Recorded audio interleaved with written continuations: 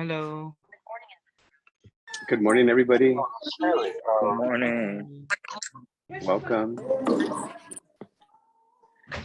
Hope everybody's doing well, staying safe. Thank you for joining us this morning. I'm excited to talk to you guys about a topic that I think comes up so much throughout early childhood education, and that is, what is developmentally appropriate? If I can just ask you guys to mute yourself so we don't have any of the feedback. You have any questions, use the, you guys can use the chat, you guys can raise your hands, virtual hands, and then we can go from there. Good to see you all again. Thank you guys so much for being here. I appreciate it. Brent, anything you want to share? I just want to say happy Saturday. It is wonderful to see everybody. I can't believe we have 48 of us having breakfast together right now, in a sense. I mean, kind of breakfast for the soul. And so, Jorge, just appreciate you being here. You were so dynamic and Teach for LA. Thank you so much for coming back. And we're just excited to learn from you today. Everybody, make sure we do a hello in the chat and let us know where you're coming from. And just thrilled to have everybody together this morning. So what a great way to kick off the weekend. So looking forward to this. Great to see everybody today. Thank you. Thank you for that, Renee. So let me see, there's some people in the waiting room. So let me let those people come in and then we will continue. So let's talk about developmentally appropriate practices. My name is Jorge Ramirez, and I have been in the early childhood education field for 22 years now. It's been a very interesting road that I've taken, but nonetheless, I enjoy what I do. I'm really blessed to have the opportunity to work with children, have an impact on social change, and have an impact on children's development.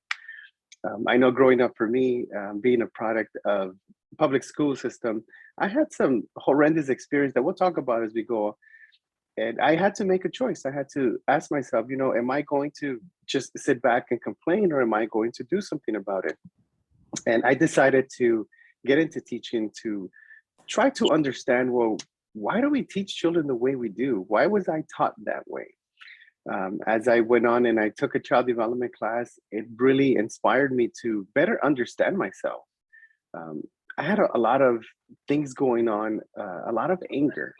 And that anger stemmed from feeling that, you know what, I don't think I'm being prepared to go into a professional field that's really going to help me impact change. So I said, okay, that's fine. Then I'm going to continue pushing. I'm going to continue arming myself with knowledge and hopefully get an opportunity to educate other people and provide some resources for them. So together, collectively, we can have a big change on the way our education works, especially at the early childhood level. So as we go on, we'll talk about some experiences that I've had. Please use the chat to ask any questions. If you have any, if you want to say something, use your virtual hand to raise your hand to chime in. If you want to send me a direct message via the chat, you can also do that. I have it open. I tend to glance at it a lot. So let's jump in. Developmental appropriate practices. How are you feeling today? Let's start with our shout outs. I already see Ryan shouting out from Cal State LA. Anybody else? You guys use the chats and the shout out to where you're coming from, the preschool you're working at, the district you work for. Send us a shout out. So I teach for LA Unified School District. I also teach at Cal State LA. I teach child development, and I have the blessed opportunity to teach at ELAC. I attended both of these colleges. And now to have the opportunity to go back and teach future leaders in the classroom is just a blessing for me. Rio Hondo. Oh, you know what? I also mentor at Rio Hondo. Awesome. Head Start in Alhambra. All right, Yolanda. Cal State LA. Anton. All right, Alejandra. Cal State LA. Gratterly.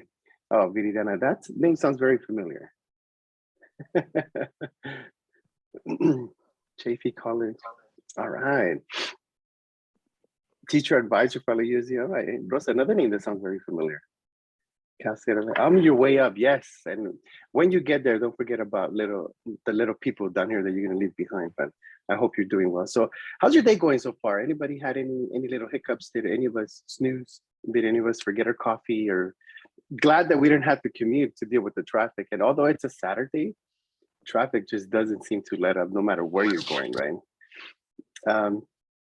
So please use the chat and tell us, is there anything that you want to learn from this workshop? Anything specifically that caught your attention that you say, you know what, I really hope that Jorge talks about this. Linda needs coffee. I got my little energy drink going. Not a coffee person, but all right, Linda, we'll send you some coffee. And then I also want you to please keep in mind is I'm here to help you. I'm here to hopefully give you some great resources. And if you have any questions, again, please use the chat. At the end of the meeting, I'm going to go ahead and give you my email so you can reach out if there's anything that I can do to help you. One of the things that I learned from my late father was when you can help. And he's always said, you know, si se puede, tú ayuda, mijo. And to me, it's like, okay, cool. You know, I have a platform to be able to provide resources, and that's what I'm going to do to continue to live on through his legacy. Tools, you want tools, Maria? All right. Well, hopefully we'll get you some tools to help you continue to provide some great resources for your children. So what is early childhood education? Let's have a conversation about that. What does it look like? What does it sound like? What kind of work is completed in the classroom? How do we assess children's work, and who leads the classroom and activities? Is there anybody that wants to share? What is the early childhood education class look like? Oh, thank you, Maria.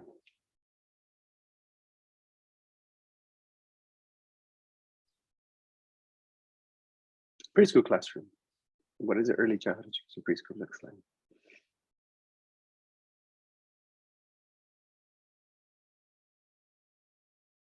I'll tell you what my preschool class looks like. Children just making choices. Children having a say into what we do and how we do it. Children have the opportunity to build on their self-esteem and self-efficacy. They have a right to say no. They have a right to say, I'll come back later, teacher. They have a right to express themselves, especially when things aren't going their way. Like for some of us, like Linda, she needed coffee. If we don't allow children to feel good in a classroom, then you think they're going to want to come back. I'm going to introduce you guys to Jorgito. So Jorgito was born in Mexico and was brought into this country at a very young age. Didn't know a single word in English, was brought here with his older brother, Juanito. Mom and dad didn't speak English either. So when Jorgito started school, he was very excited to learn all these wonderful things. And he went to school eagerly awaiting to meet all kinds of children and all kinds of different new knowledge that he just wanted to have. However, his experience in the classroom wasn't very welcoming. The teacher that he had, the first teacher that he had, he kicked her. I believe he vomited on her as well. He tried running out of the class. Jorgito didn't feel welcome. It's not that he wasn't welcome, it's just that the environment wasn't welcoming to him.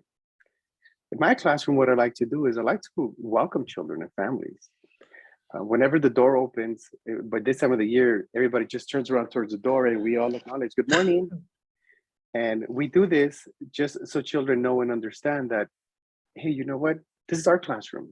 And we're going to acknowledge everybody that comes in so you can feel welcome. My classroom also looks like organized chaos is the best way to put it. And organized chaos is children are making noise, they're laughing, they're screaming in a very healthy way, of course. And they are engaged.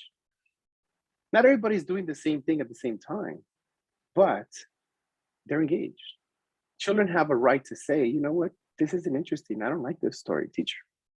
And many times I feel like, here I prepared the whole morning, I'm preparing to give you a very good story and you shot it down, but that's okay. Because children do it in a way that's very respectful. And to me, as the leader of the classroom, it's not about what I want to do. It's about what do you want to do? What also looks like in our classroom is building relationships, not just with the staff, but also with the children. And I'm not talking about relationships with knowing their favorite color, their favorite food, or knowing their favorite superhero or princess. It's a matter of how do you learn? What are your interests? How can I get your interest and bring in a curriculum, regardless if it's prescribed or not? How can I get that and come up with something that's going to make it interesting for you so I can continue building on your knowledge? Now, let me tell you, for those of us that are in the classroom, I want you to know that you are a scientist. Teaching is rocket science. I don't care what people say. I don't care what they talk about. Oh, you know, teaching is the easiest profession. No, it's not. Let me tell you, it's not. To be a teacher, you need to be passionate about what you do. You need to understand how children develop. And then on top of that, you have to know the material that you're teaching. And then to add to it, you have to understand theory to put it in a way that children are going to learn from it.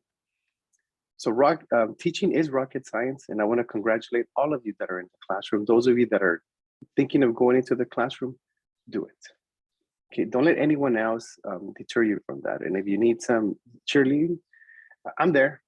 I'll be there with my Cardinal Gold pom-poms, not the outfit though, but I'm there cheering you on. Just shoot me an email and then we can talk about it. So what is developmentally appropriate practices? DAP, known as DAP, and we're going to take NAEYC's definition, the National Association for the Education of Young Children. So the way they describe it is methods that promote each child's optimal development and learning through a strength-based, play-based approach to joyful, engaged learning. In other words, teaching should be fun. I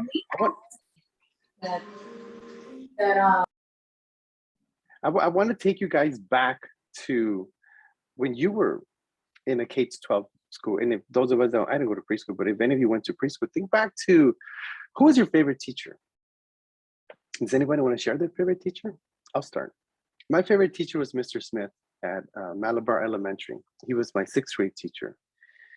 This man was just so into it.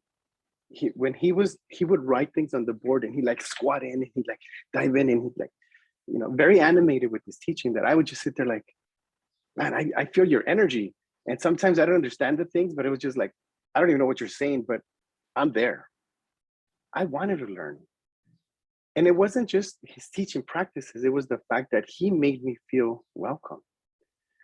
And then we had a very good relationship. He was the only male teacher I had in my elementary, and then middle school and high school. You know, you have different periods, you have different teachers. So that changed. But does anybody want to share with us, who's your favorite teacher? I have a favorite teacher. When I was in 6th grade, her name was Miss Kalsa, and we were learning about the Civil War, and she made it really engaging by giving us characters in the Civil War, made up characters, and she kind of, you know, made it like a role-playing game for us throughout the semester. And that really engaged me of actually wanting to come to class. And now I have a long-standing interest in the Civil War, and that kind of, I feel like it stemmed from that and the way she taught it. And it was just like we would do Morse code, we would do all this other different kind of things that would engage us. And for 6th grade, that's hard to keep your attention, because I know I work with 5th graders and 6th graders right now. So I really commend her for that. And I'm still in contact with her today through Facebook and stuff. So, and she still congratulates me as things she sees me do. And, you know, it's just really encouraging to see that. Thank you for sharing, Ryan. And it's wonderful to hear that you're still keeping in contact with them. If I may ask you, Ryan, how was your relationship with that teacher? My relationship was really good with her. She also helped me with poetry, all kinds of things. So, and I was also a really good kid. I like to think so. I never stood out. I never like made myself a point to get in trouble. So, but our relationship was really good. We were very communicative, and she would never put me down with things. She would just say, okay, well, maybe we can try this. And so she would word things where it would never put me down. Building you, right? So there was some form of connection that you had with the teacher, and thank you for sharing, Ryan. Hearing Ryan's talk about his experience just takes me back to that relationship that I had with Mr. Smith. I see Rosa's comment said that she never had one. Alejandra said, Ms. Gomez, Malabar Elementary, she allowed us to be ourselves, still encourages us to be and do our best. And 3rd grade, Miss Balbuena. She celebrated all of our cultures and always had us engage and explore our creativity. Thank you for sharing that. Maria, I see your hand. Go ahead. Hi, Professor. Hi, everybody. I do want to share my experience at a preschool setting. There was Queen Anne. It was Queen Anne Elementary, and then her name was Miss. I think it was either Teacher Maria or Teacher Jules. I I don't remember her name, but she. Back in the days, me and my family, we struggled a lot financially, poverty. I struggled with learning different, and this teacher put me under her wing in a motherly way that I felt like going to school every day. I trusted her. I trusted her with struggles. I trusted her with a lot of things, and she died maybe like 10 years ago, and I attended her funeral. She didn't remember me because she was suffering from dementia, but you know, she really impacted me. She really gave me hope and trust, right? And told me as a very young soul that anything is possible. Struggle is right now, but new things are better to come. And I feel like I went through that struggle not only with my family but also with her, because she again put me under her wing like a mother, and that I still hold very close to my heart. Mhm. Thank you for sharing, Maria. Hit me when I heard that she passed, because Mr. Smith also passed, and it hit me when I got the news. And to hear you talk about trust in a relationship, um, how many of us go to that extent to build trust with our students? For those of you that have taken or taking a class with me, that's one of the goals that I want to have always with students, is to say, you know what, I want you to trust me. I want you to trust me that I am going to give you meaningful knowledge that's going to prepare you for your next step. Regardless if you're in preschool, college, university, that should be the goal. For those of you that have gone through the mentoring process, and I had the blessed opportunity to mentor you, that's the goal. The goal as a teacher needs to be, I want my students to be a whole lot better than I can be, a whole lot better than I'll ever be. And now as I look at the chat, I see Linda talk about a few teachers, Ms. Maldonado, Ms. Wealthy, Ms. Bonales. But I don't, either the rest of you are not chiming in, or we're still thinking about it. But when you ask people who's your favorite teacher, we struggle to come up with a favorite teacher.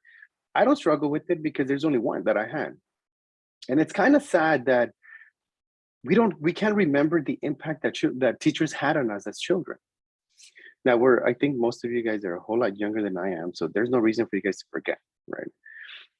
Teachers need to find a way to build those relationships that it's going to continue to go on. So like I mentioned to you guys, I have 22 years of experience, and one of my students' parent reached out to me, I think it was probably like 3 years ago, asking if I would go to her daughter's quinceañera. I was like, quinceañera, what? Oh my goodness, you're already celebrating quinceañera. I remember when you were 4 and 5 year old, right? And having that conversation, it turns out that she says, my daughter still talks about you. My daughter still remembers the way you made her feel in the classroom.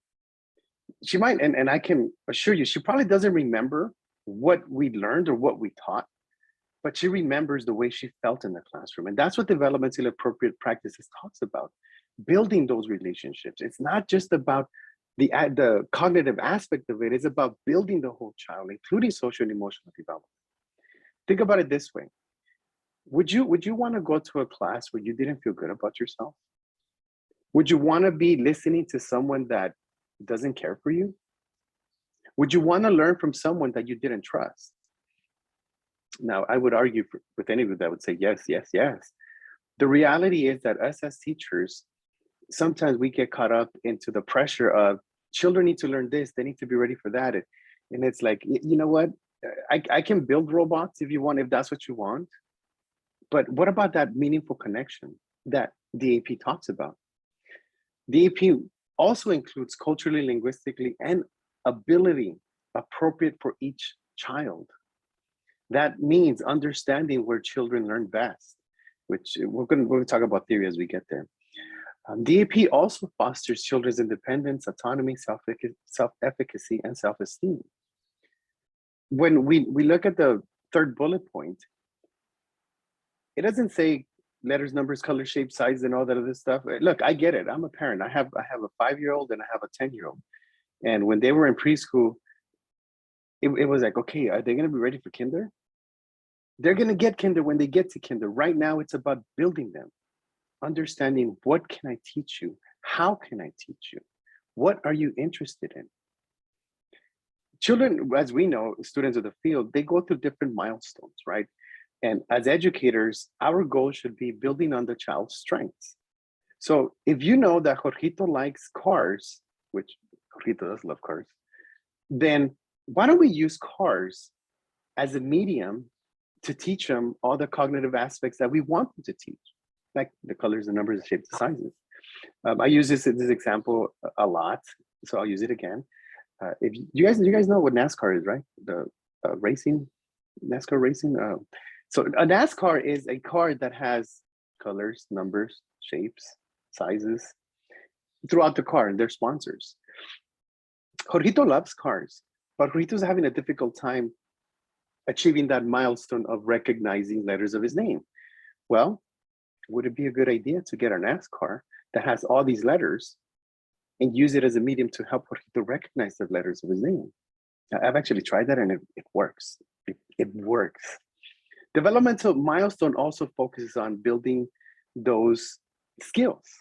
And I think that a lot of the times we forget to build a skill that prepares them for everything else, especially the kinder readiness assessments that a lot of elementaries like to have.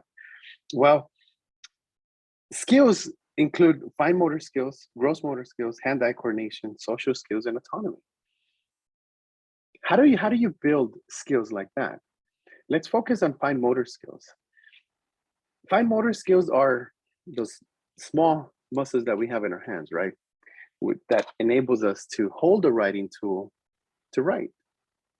So if a child doesn't have fine motor skills, is it appropriate for us to have them write their name? Is it appropriate for us to have an expectation that, you know what, dude, you can't write your name, Jorgito. Come on, dude, you gotta write your name. You're gonna go to kinder in a couple of months and you don't know how to write your name. Well, DAP would say, why don't we foster skill development? We understand that he has a difficult time holding the writing tool. So why don't we focus on developing the skill, right? Into providing something that's going to develop not just the fine motor skills, but the hand-eye coordination that is involved in writing. And I'm going to use writing the whole workshop, and then at the end I'll show you something that when I learned it really blew my mind, but we'll get there. We as educators design and implement learning environments to help children achieve full potential across all domains in all areas. It's not just the cognitive aspect of it. Look, please don't misunderstand me. Cognitive skills are very important. But what good is teaching you everything when you don't feel good about yourself? The approach that I've taken has been, let me build that relationship with you, because again, that's what DAP suggests. And then I will teach you astronomy. And again, a Jorgito story, that's actually happened. So let's start with appropriate. What is appropriate activities look like in the classroom? Let's talk about child initiated versus teacher directed. If you guys can use the chat and tell me, what curriculums do you guys use in the classroom where you're working? And I'll catch up with the chat when you guys are talking about it. So what curriculum are you guys using in the classroom? You guys can raise your hands if you want to chime in. That'll be great.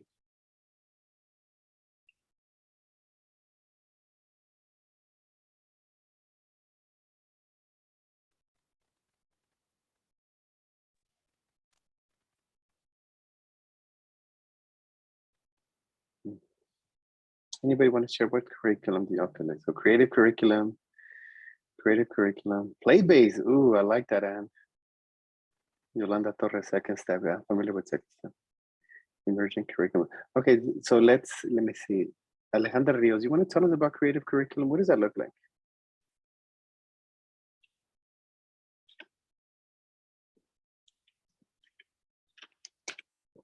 See, Hey, we good were in morning. person. Good morning, everyone. Good morning. So creative curriculum is basically, it's like you mentioned, it's based on child's interest, right? And we build on their strengths. It is not forced. It is not structured. And it does incorporate play, learning through play. Okay, thank you. Thank you for that. Yeah, and you hit those very important points, right? It's not forced, it's child interest, and it's based on play. And you want to tell us about play base? I was gonna say, go ahead, Ann. Go ahead. I'll tell you after you. I've been I did step down a couple months ago and I'm just substituting now, but at the same place. But it's basically we provide them like the toys and the materials to for them to pick. Oh, you can go dramatic. You can go in dramatic play or block area or art or science center, and we observe and record their interest, and we as teachers note down what they're saying, what they're doing. So it's kind of almost like emergent curriculum. Mhm. Okay, thank you for sharing that. I was gonna say, if we were in person, when I ask questions, usually people they don't make eye contact. I'm like, oh, I'm gonna pretend I'm taking it. Right now, I can't see any of you, so it's okay. You have to make eye contact, but I'll call on you. All right, Catherine, Reggio Emilia inspired. Oh, okay. You want to share with us, Catherine? Yeah, so Reggio Emilia inspired, I love that curriculum. It's so natural, a lot of real things, a lot of real lighting. The classroom, I actually saw a Reggio Emilia inspired class that really followed this curriculum. Their blocks are wooden blocks. They try to steer away from like plastic toys and other things because they're into the real items. A lot of their art will be done by twigs or leaves the students bring in from outside.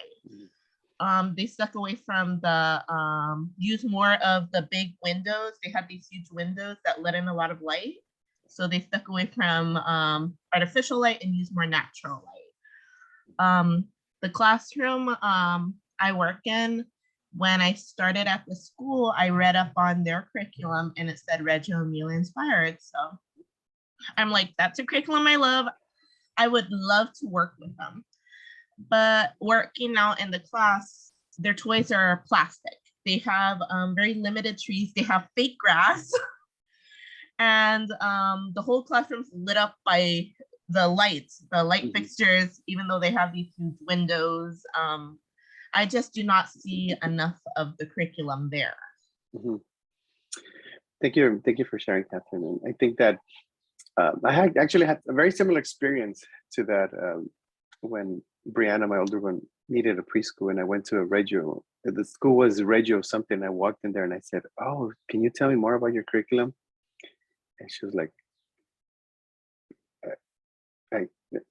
and I said, I wouldn't even tell you where it's going. Anyhow, Reggio, the Reggio approach, or even Reggio Emilia, it's all natural. And even the classrooms look very different.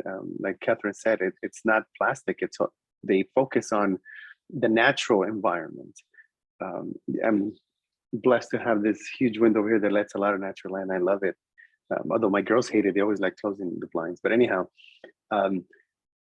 with the curriculums that you have, what do you see as far as the activities? Is it child initiated or is it teacher directed? Child initiated would be, hey, you know what?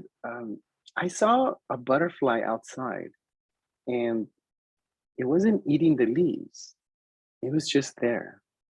What do you think the butterfly was doing? I don't know. Well, let's go look. Let's see. Show me, where did you see the butterfly? And then asking the child questions and having the child explore the environment. Then realizing, hey, you know what? The butterfly actually laid an egg.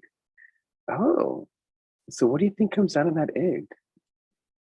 And children will give you all kinds of answers. Oh, baby butterfly. And then some of them, well, no, it's a caterpillar. Caterpillar. Wait, but the butterfly is the one that laid the egg. Why is the caterpillar coming out? So you ask these thought-provoking questions that will just expand the child's knowledge. A teacher-directed approach would be, well, you know what? I'm going to plan for today, and today I'm going to have them learn about the different types of clothes that people wear. And it has nothing to do with their interests. It has nothing to do with anything that we've talked about before, but that's what I want to teach them about. I'm not saying there's anything wrong with that, but I want you to ask yourself, is that part of the child's interest? And if it's not, then how can you get the children interested in a topic that has nothing to do with their interests, but you're still going to find a way to incorporate it? A child's ability versus one size fits all. A child's ability with knowing and understand, you know what, Jorgito can't write, so then I shouldn't have him write. I'm not saying don't have him use the writing tools. I'm saying it's going to be very stressful if you challenge him to write his name when he doesn't have fine motor skills, hand-eye coordination, and can't hold the writing tool. That would be a one size fits all. Child's ability is understanding, you know, Jorgito can't write, but I'm going to have him work on his fine motor skills. Now I have Brianna. Now, Brianna can write. I'm going to have her write. And Joy's getting there. She doesn't necessarily have the fine motor skills, but I know what I can do. I can grab those thicker markers and I'm going to have her write on the floor instead of having to write in a small paper. That's going to continue to develop the fine motor skills, the hand-eye coordination, and using the writing tools.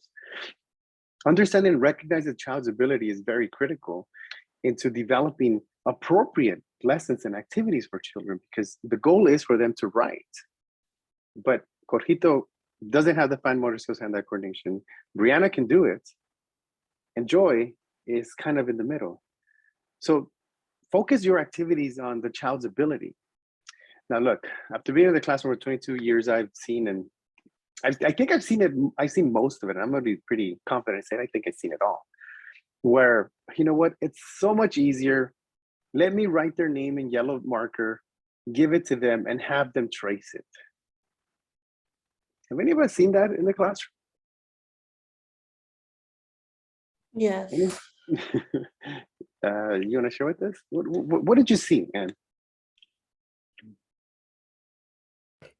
I would see when it was one of my first like preschool jobs when I started out, and I would see the teachers trace it in or yellow or orange marker, give it to the students, and they were 3 years old, and they didn't know what to do. They were just scribbling all over the paper, and they were like done, or they just scribbled the top part of the paper, bottom part, and they're like done.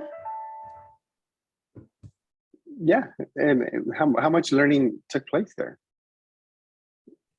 Nothing really, because they were 3. They didn't really get the whole point of tracing or anything. Mm-hmm. Thank you for sharing that. Janice, if I may ask you, what works well for students? Tracing?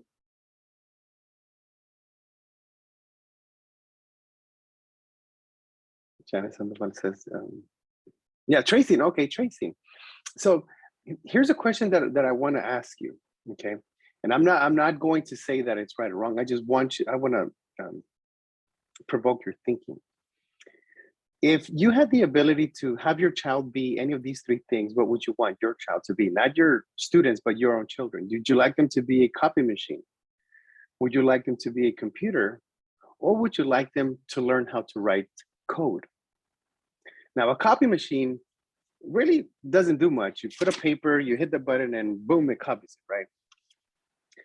A computer is told what to do, right? And it consists of just 2 numbers, 0s and 1. It's all code, right? I type this and the computer does it for me. A child that writes code, or a person that writes code, is brainstorming, analyzing, thinking very critically into how can I get these things to do that? What algorithm am I going to use to get it to that point? Right now with children, and I want you to take this analogy with you, because sometimes, and again, I'm not saying it's right or wrong, I just want to challenge your thinking. If you have children copying things, how much critical thinking and analyzing skills are actually being developed, which includes tracing. Here's another example, okay? How many of us wrote standards? I know you guys didn't because you guys were not like me. I was something else, especially in middle school. No, Alejandro, you did not write standards. I know, neither did you, Janice. I wrote standards, right? When I would write standards, it was always, I will not do, and then whatever it was. After writing X amount of standards, when I was done, I still did what I said I wasn't gonna do. The point is that a copy machine really doesn't take much. Now, I'm not talking about building it or putting the code in, but a copy machine really doesn't do much. A computer does things that you want them to do. A person that writes code comes up with their code. With children, it's the same thing. If you're having them do activities that don't require the cognitive demand, critical thinking, analyzing, then what are we building? If we're having them trace things, if we're having them follow certain things, how much creativity is happening? And we'll talk more about this when we get to Bloom's taxonomy. This is where the child's ability in the one size fits all comes into play. I'm not here to tell you how to teach children. I want you to think about and reflect on how you're teaching these children and what's the outcome, not just at the end of the school year, but we're talking about generations to come. Another aspect of appropriate comes authentic work versus Pinterest, Google, social media. We have Mother's Day coming up, right? And the conversation yesterday in our meeting was, what are we gonna do for Mother's Day? Oh, look at these ideas in Pinterest. Oh, they're so creative. Oh, they're so cool. I'm just sitting there like, okay, look, and you can ask any of my family members. I'm not the one that goes for looks. I'm not the one that's, I need it to look cute. What would be more meaningful to you, not just as a teacher, but as a parent? A child that writes to you a letter that's authentic, or to get the exact same poem that the other 24 children are getting their parents? It's up to you to decide, right? I'm not here to tell you how to teach. I want you to think about what you're doing and how you're doing it, focusing on that. Authentic work to me really builds on the child's ability into saying, I can do this. Wait, why does Brianna have a different color? And Joy has a different color, and I have a different color. Oh, because I picked this color. Yeah, this is the color that I want. But why is everybody doing the same color? It happened to me with my youngest one. She gave me a Father's Day canvas, and I said, oh, thank you. I said, why'd you pick this color? And she said, Dad, I know that's not your favorite color, but the teacher said, all boys like blue, so it had to be blue. What's my favorite color, Joy? I said, I know it's red, but the teacher said, I can't use red. And I told her, your favorite color was red. And my mind was like, I got you, Joy. And then the teacher aspect was like, oh my goodness, this is good. This is what I want. I'm not taking anything away from Pinterest, Google, or social media, because those are very creative things. But again, do you want that copy machine? Do you want that computer, or do you want that code writer? Practices, let's talk about practices. How can you build DAP in the classroom after that conversation? How do you incorporate DAP with preschool, with prescribed curriculum? And how do you challenge rote teaching or rote learning? In DAP, a lot of the argument is, well, we want children to quote unquote learn X, Y, and Z. And the argument that I want you to have, or conversation rather, is what is learning? Is learning just the ability to repeat things to you, or to really understand its concept? Through my experience, I had a parent who said, you know what? Jorgito can count to 100 without a problem. Jorgito knows his ABCs. Really? All right, let's see, Jorgito, let's see what you got. And there is A, B, C, D, K, L, M, N, O, P. What? Hold on. Tell me again. K, L, M, N, O, P. What is K, L, M, N, O, P? It's not just one letter, it's multiple letters. So I said, you know what, Jorgito, and I wasn't doing it to debunk mom's theory, but I was saying, okay, so again, my perspective is understanding the concept. not just like one of my mentors say, it's not just regurgitating information. So I said, all right, dude, I'm going to show you some letters and I want you to tell me what letter it is. And regardless of what letter it was, he just told me the order. A, but it was D. B, but it was E, and so forth and so forth. To me, it would tell me that you've memorized things, which is good. You know, we want our memory to work short-term and long-term. But with children, how do you want to build children? Do you want them to ask respectful questions? Do you want them to inquire about things that they don't understand? Or do you want them just to take it for what it is and repeat it verbatim? Think of how we are teaching or conditioning our children to learn. Do we condition them just to take information for what it is and not ask, analyze, critique? Or are we asking them just to take it for what it is and just copy it because you're going to be a printer? Anybody want to give me their perspective?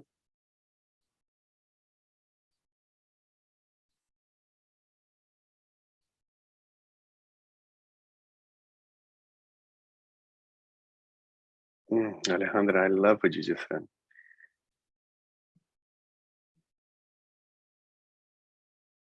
All right, Alejandra, you want to talk about it? Talk to me. Let's have a conversation with the other 77 participants that are here.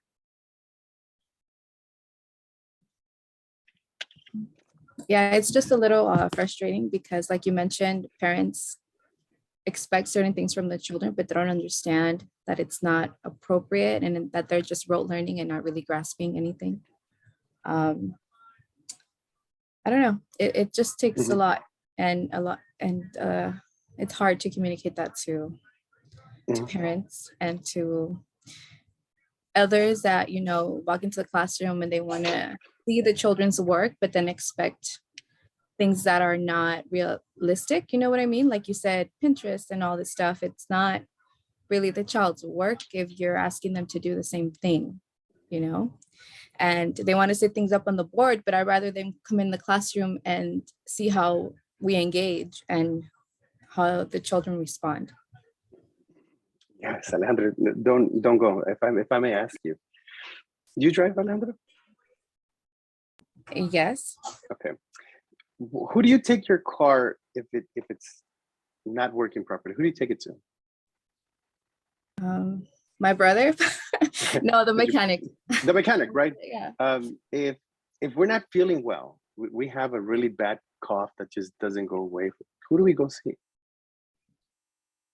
Our doctor. Right. It's interesting on how a lot of the times we seek professional assistance or guidance or advice when we need help. We know who to go to. Our car's broken, take it to a mechanic or someone that's knowledgeable about cars. By the way, my younger brother, you ask him about cars, you give him a noise and he'll tell you what it is. You don't feel well, you call the doctor. Your children aren't learning, talk to the teacher. But we don't see it that way, right? It's more of, I understand what the parents want. And after 22 years and a lot of research, it comes that when children are doing great, then we sort of, teachers, we can't get acknowledged. When children are struggling, then that's when they pretty much throw them under the bus. The reality is that, again, we are the rocket scientists. We are the teachers in the classroom. I gotten many pressure from parents into, I want this and I want that. I've gotten pressure from administrators. I don't see this, I don't see that in the board. I've gotten pressure from directors. So, Mr. Ramirez, what are you doing in the classroom? What am I doing in the classroom? Well, you want to hang out with me the whole day? I'll show you what I'm doing in the classroom.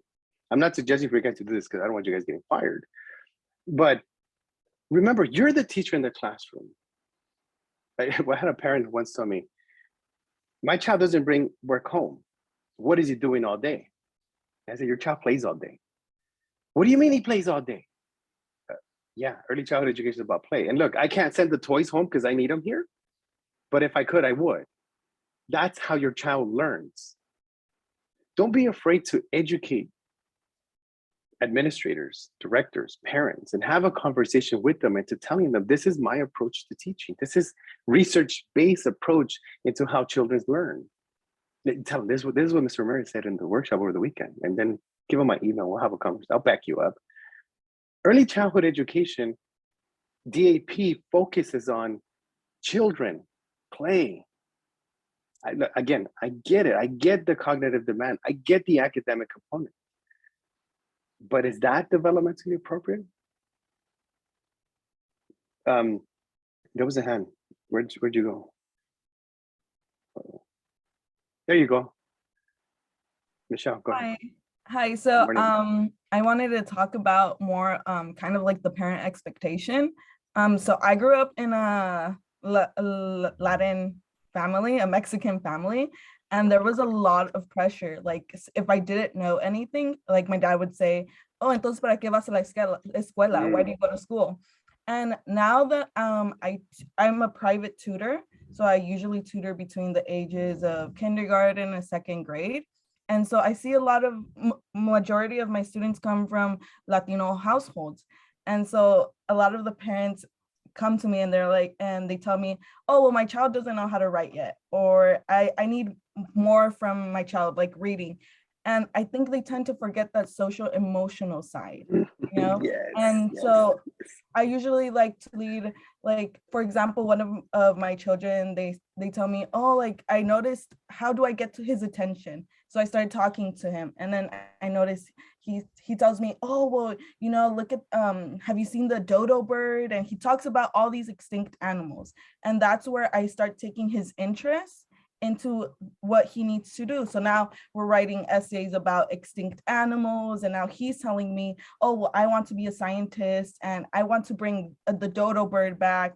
And his mom, I think, realized, well, they're just talking about extinct animals. And then I explained to her, you know, he needs to take lead. I'm following him, because if not, then I don't have his attention. And so I think, yeah, just in general, parents forget that school is also about building relationships and not necessarily about how much they write or how much they can read. I mean, it does get to that point, but they're early on right now. Yeah, thank you. Thank you for sharing that, Michelle. And it's so gratifying to know that children are learning in your guidance. They're learning things that are extinct. That's amazing.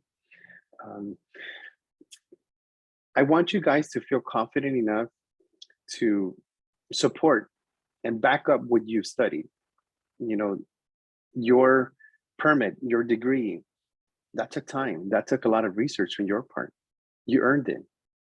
Don't be afraid to show it off. Don't be afraid to show off your skills, and help parents understand, look, I get what you want, but that's not the goal here. The goal here is to build socially, emotionally competent children. I want you guys to not be afraid to challenge your way of teaching and start looking at, what does DAP say and how does my philosophy fit into DAP? Because yeah, sometimes the peer pressure, it's really difficult. And I tell you, maybe just because I don't know, I can be really stubborn, and that's thanks to my dad. And that stubbornness doesn't come with me not willing to be receptive, but that stubbornness to advocate for my clients, which are my students, right? And that's where I want you guys to get to. And again, if you need support, I'll back you guys up. Here's how we educate our parents through the learning acquisition. Children aren't going to learn the alphabet. They're not going to learn how to write. They're not going to know their 100 numbers if it's not meaningful to them. Let's have this conversation real quick. How many of you guys how many of you guys know about cars? Like really can break down a car? A car. Let's focus on the car's transmission. Alejandro, you know transmissions, Alejandro? I know the gist of transmissions. I mean, breaking them down and putting the gears together, it's, you know, it's not as easy on certain cars, you know, some cars as others, you know, some are a little basic, but when you, you know, you get into like a 90s Nissan, you know, especially the sports cars, like those things you get there, it's like being surgical. So they require, yeah, you know, exactly. Yes. I love that. Require a lot of skills, you know, so. Yeah, it like being surgical. I love that. So let's talk about transmissions, right? If your car is just not shifting into second gear, or you're not able to shift it into reverse, and then you take it to a mechanic, and the mechanic says, well, you know what? I have to do a transmission flush. And then while I'm there, I'm going to add a shift kit that's going to provide more pressure for the fluid so it can shift. This isn't going to fix your second gear engagement, but it's going to give it more pressure that will hopefully be able to engage in. And it's going to cost you about $3,500.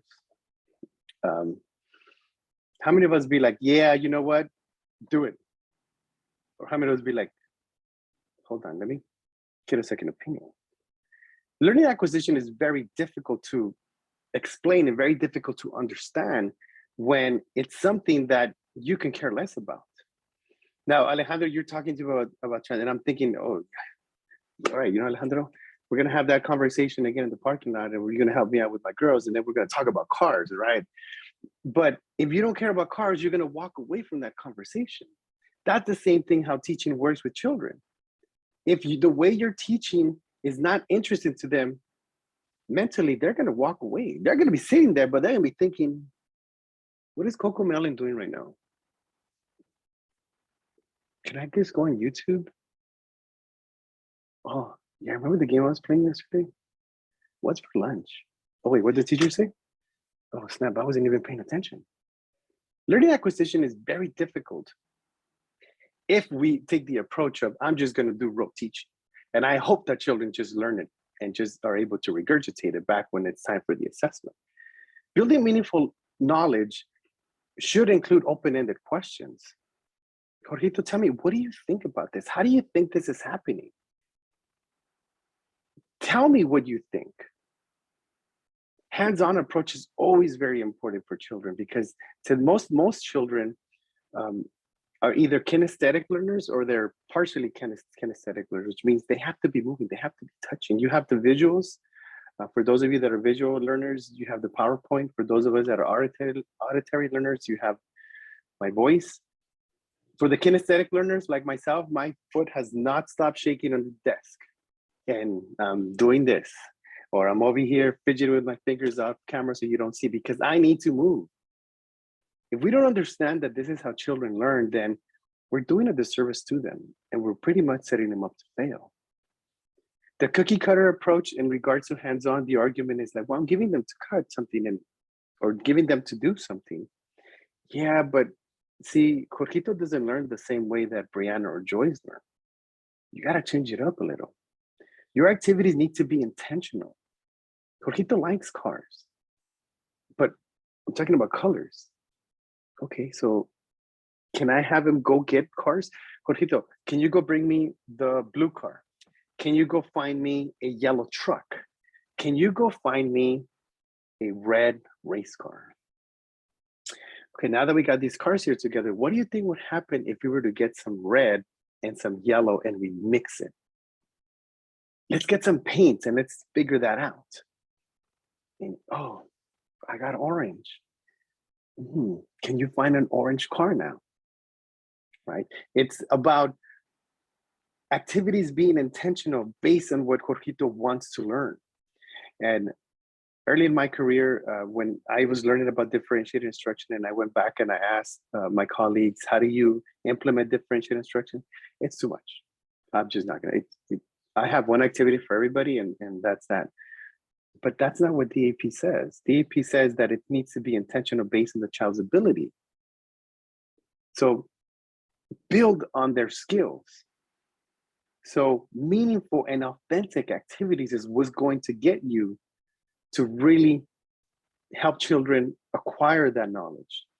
Think of learning acquisition as building Legos. Here's a child's learning ability, and I'm going to put and build on that so they can acquire this. And now they have this cool tower based on just information that I'm able to give to him. I know you don't want to talk about cars with me, and that's cool. But if you don't want to talk about cars and transmissions with me, ask yourself, does Jorgito really want to hear about me teaching about clothing when I'm not making that personal connection to him? Jorgito likes cars. You know what? What if I have a NASCAR jacket? What if I bring that NASCAR jacket in and show him that I'm wearing a jacket with different colors, numbers, shapes, sizes? Yeah, this is exactly like the car you have. Yeah, show me the car. Where do you see the red? Show me. I see it on my jacket, but show me the car that has the red. What number is this? Oh yeah, can you go find another car that has the same number? What letters does your name have? It does, you're right. Do you see any of those letters on my jacket? These are meaningful to him because that's what he wants to learn. Right, so if you want to talk cars with me, that's how you're gonna get. You're gonna be all excited and all wound up about it. Building autonomous children builds emotional competencies. When children feel good, they want to learn, they want to please you. Understand that children want to please the adults that they have a secure relationship with.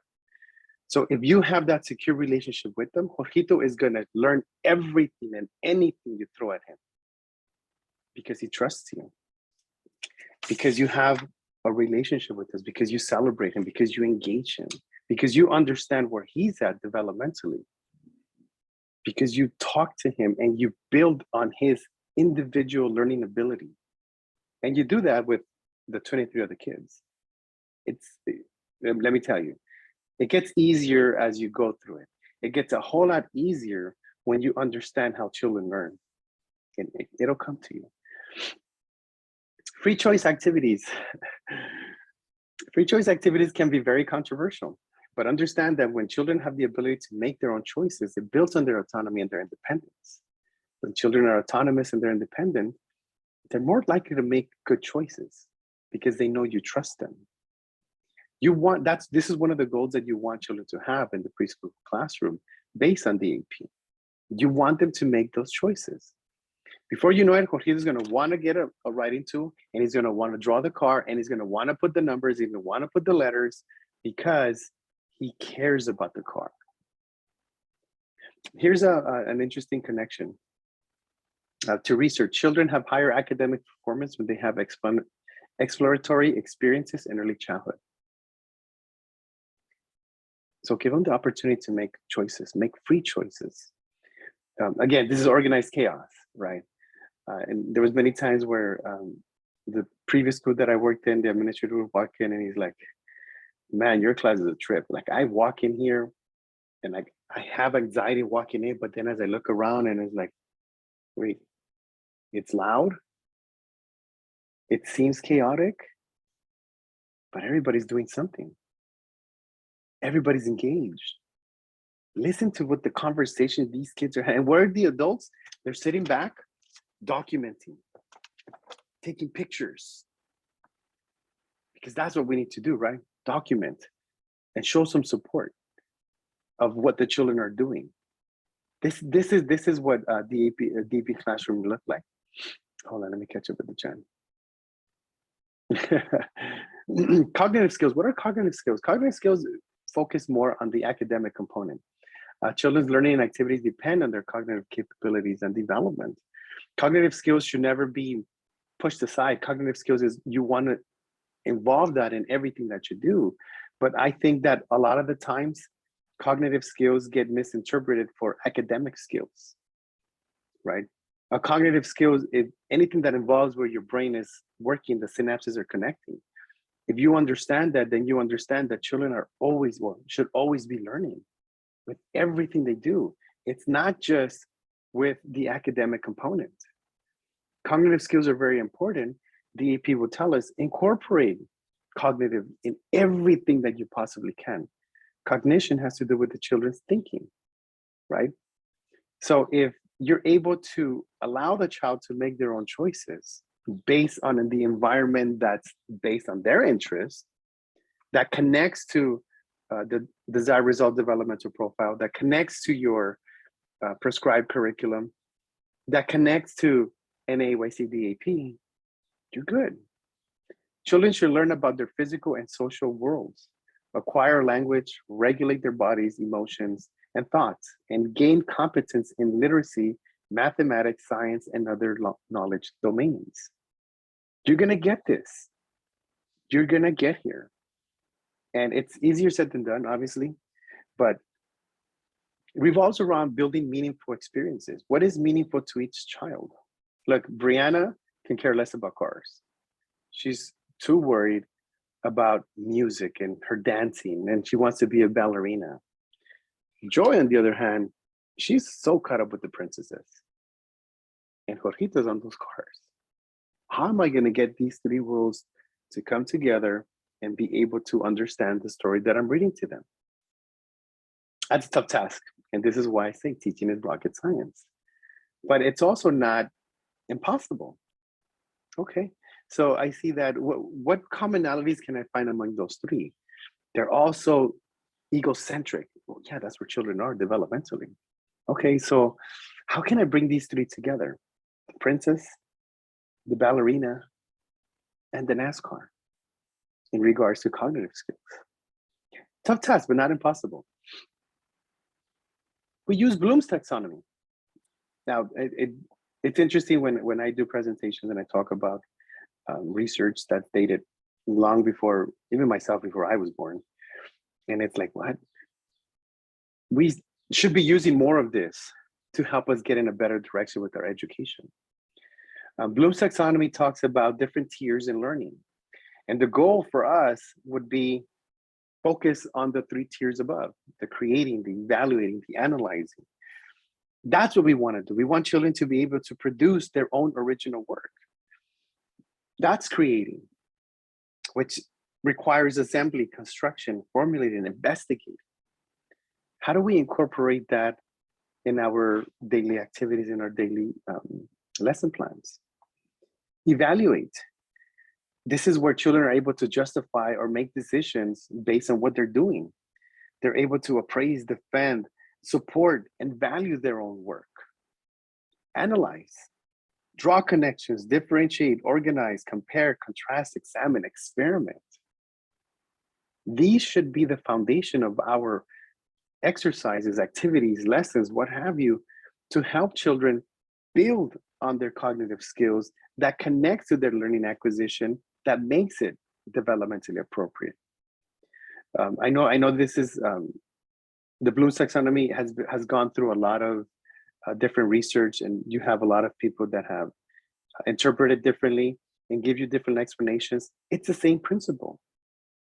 The higher you think of, the higher you go on the pyramid, those are the skills that you want to build with children. So application of theory, how can we get children to create, to evaluate, and analyze their work? Think of an activity that you really enjoy doing, whatever it was, and ask yourself, did I apply Bloom's taxonomy with creating, evaluating, and analyzing with that activity? This connects a lot to our cognitive skills, in the sense that when you focus on creating, evaluating, and analyzing, the cognitive demand becomes really high, as opposed to tracing. That the cognitive demand becomes really low, because you're really not challenging them to create, to evaluate, or to analyze their work. The only challenge there is hold the pencil and make sure I stay within that yellow line. And again, I'm not gonna argue. If you think it works, that's on you. Is it developmentally appropriate? That's a whole other conversation. Does Jorgito have those skills to be able to trace? Well, do you see him with the hand-eye coordination, with the fine motor skills? And if he doesn't have it, are you really providing what's developmentally appropriate for him? I'm not against tracing, but for Jorgito, who doesn't have those skills, why don't we focus on something that incorporates him creating, evaluating, and analyzing his own work to get to the goal of writing his name? And there's, as we get to it, there's some interesting perspective in how to get children to write letters. Application of theory is always the hardest thing. Okay, so I'm gonna invite you guys to, again, you guys can raise your hands or use the chat. Think of an activity that you have. Tell us about that activity and see if we as a group can come up with making this activity the AP, and using, creating, evaluating, and analyzing of Bloom's taxonomy to make it a meaningful learning acquisition to build on those cognitive skills. Does anybody want to share with us an activity?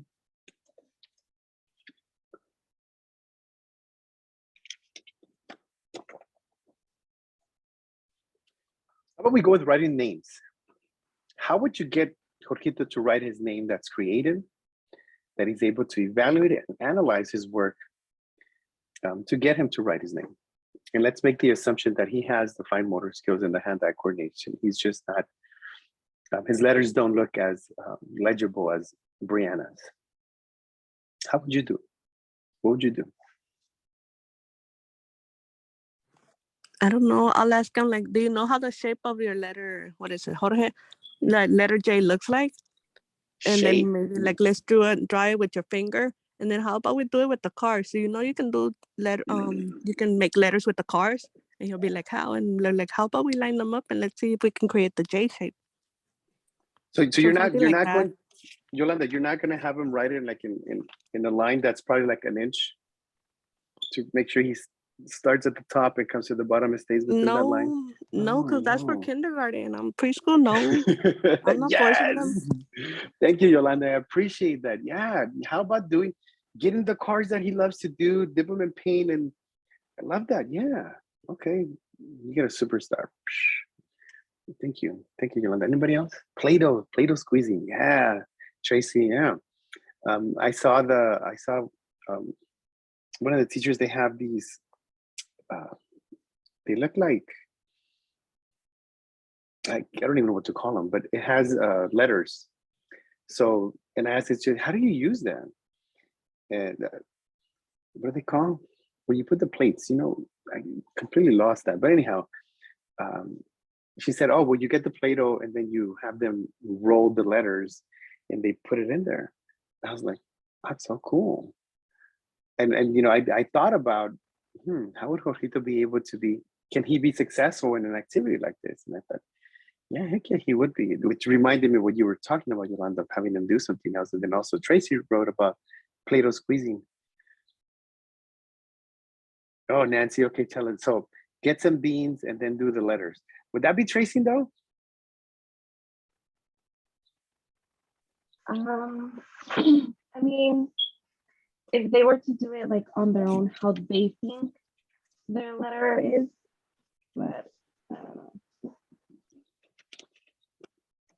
Well, look, the best person to justify the activities is going to be you because you're the one that's doing it.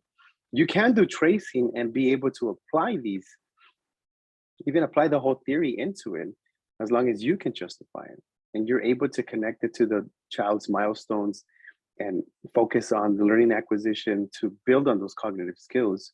Yeah, you can do it. Sand tracing. Oh, I love that, and yes. Yeah. There's different things that we can do in the classroom to use this and to help them create and evaluate and analyze their own things. So here's what we're going to do. Let's draw. I'm going to invite you guys to get a piece of paper. It could be any size. Get crayons, markers, color pencils, watercolors, anything with different colors. Obviously, I wrote piece of paper twice. My apologies. And then wait for my instructions. So when you guys have your piece of paper, your crayons, or any writing tools, give me a thumbs up on to let me know that you guys are good. Okay, cool. Thank you, Cindy. Cindy's ready.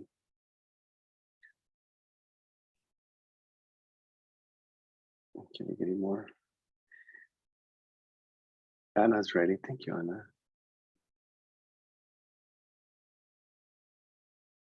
Viviana's ready. Thank you.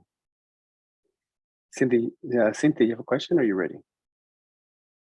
Thank you, Linda. No, I'm ready. Sorry, wrong facial No, reaction. no, you're good. You're good. You're ready. All right, cool. You're ready. All right, cool. So here's what I want you guys to do. Okay, let's start here. So think of a flower. Okay, think of a beautiful flower. So we're going to use the writing tools to draw a flower. Okay, and think of a color of a flower. It can be any color you want. What does this flower look like? What does it look like to you? Okay. So if you can draw any flower, any color, what would it look like?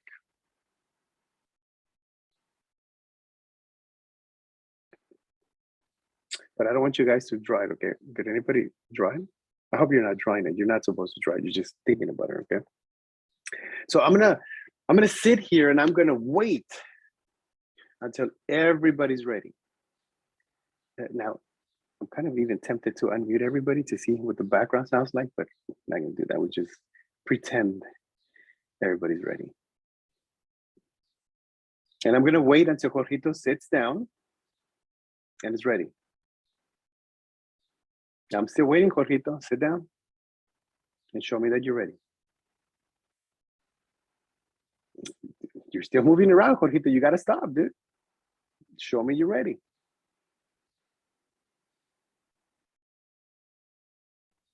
See, this is why we're not moving on, Jorgito, because you're not ready. Show me that you're ready. Now I'm curious to know, what does ready look like to you guys? Have you guys heard that phrase in the classroom? We're not going outside. We're not gonna go to the bathroom. We're not gonna do whatever it is until everybody's ready. Have you guys heard that? Well, Linda says she's ready. I don't know if Linda's ready. You guys have heard that. But those of you that have heard it, what does ready look like?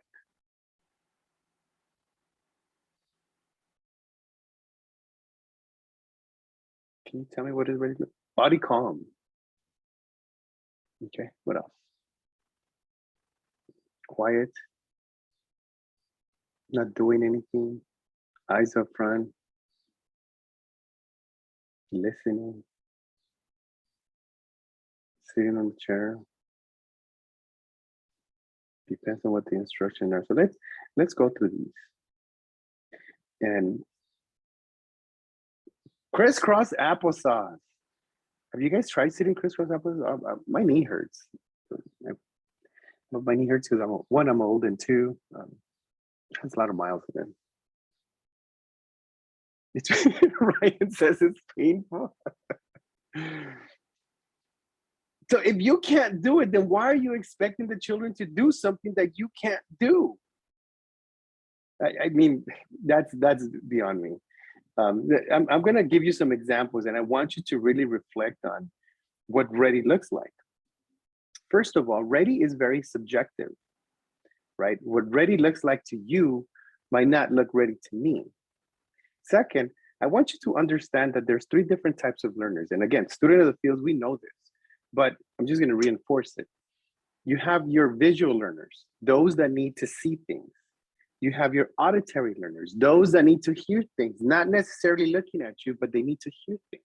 And you have your kinesthetic learners that need to move, like me, that can't sit still, that cannot, for the life of me, sit there without moving, without fidgeting, and look ready.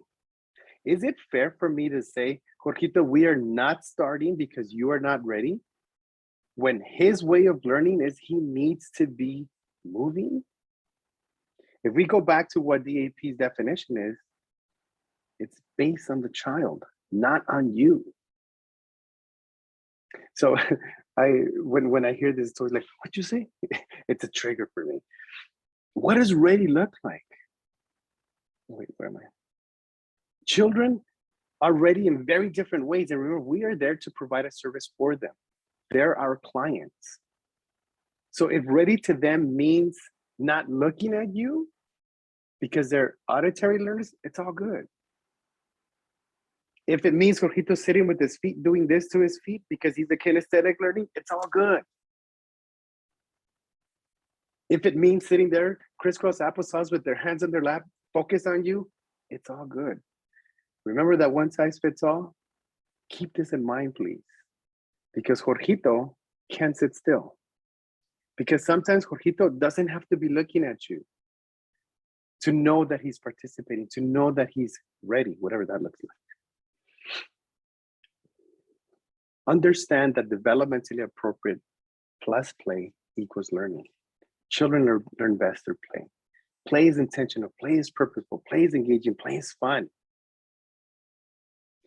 We're going to get back to that activity. So You guys are ready to draw your flower? No, I'm still gonna be waiting. I'm gonna wait till you guys are ready. Oh wait, that's right. I totally different mindset. Adapting the DAP in the classroom is to be mindful of what you do, to be able to differentiate your instruction. And by differentiating instruction, understanding the three types of learner that we have. Now, it doesn't mean that they're all independent of each other. You can have someone that's a kinesthetic learner, but also a visual learner. You can have one that's all three. That's perfectly fine. They're interchangeable, so understand that. What's unfair is everybody needs to do the exact same thing at the exact same time. So I have one activity for all 24 students. Be mindful of the activities that you're doing. For those of us that have a prescribed curriculum, it's all good. The curriculum is just your tool. It's not following it to a T. That's not what teaching is. Teaching is, here is your objectives, here are your measures. Tell me how you can meet these measures and these objectives based on your creative skills, based on the children's interests. Know how to differentiate instruction. Be flexible with your plans and activities. So if Jorgito can write his name and he just does scribble scrabble, it's all good. He's not there yet. Build on his fine motor skills, work on his hand-eye coordination. By the way, you know, a best way to build hand-eye coordination is baseball. Get a bat, throw him a ball, focusing on, here it comes. I tried that. I tried it for 1 year, and oh my goodness, it was like, dang, this really works. Ask children to initiate activities. So let's go back to the flower. Okay, let's draw. So I want you to draw a flower. Okay, now we're gonna draw a flower, but your flower needs to have 8 stems. Or 8, I'm sorry, 9 stems, 8 petals. It's too early, right? 8 petals. Your flower needs to have 8 red petals.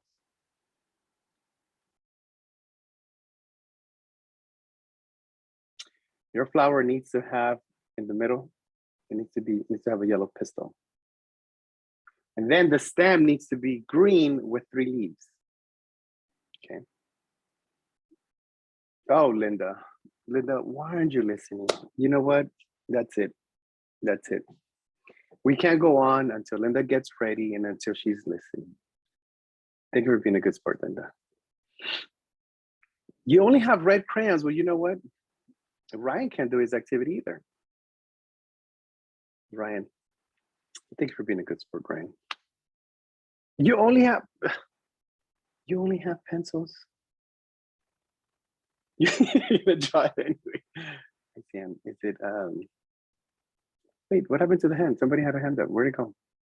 Yours has rainbow petals, Catherine. Did you guys not read the last bullet point? Wait for my instructions. Hello? And we're adults, all right? We're adults. Purple. We need to talk about purple. No. We are adults. We're supposed to lead by example. We're supposed to be able to follow directions. Oh, Viriana, you don't like red? Viriana, I'm gonna just boot you off the meeting because you don't like red. Samantha, oh, I apologize if I triggered you, Samantha, but thank you for sharing that. Janet only has pastel colors, highlighters.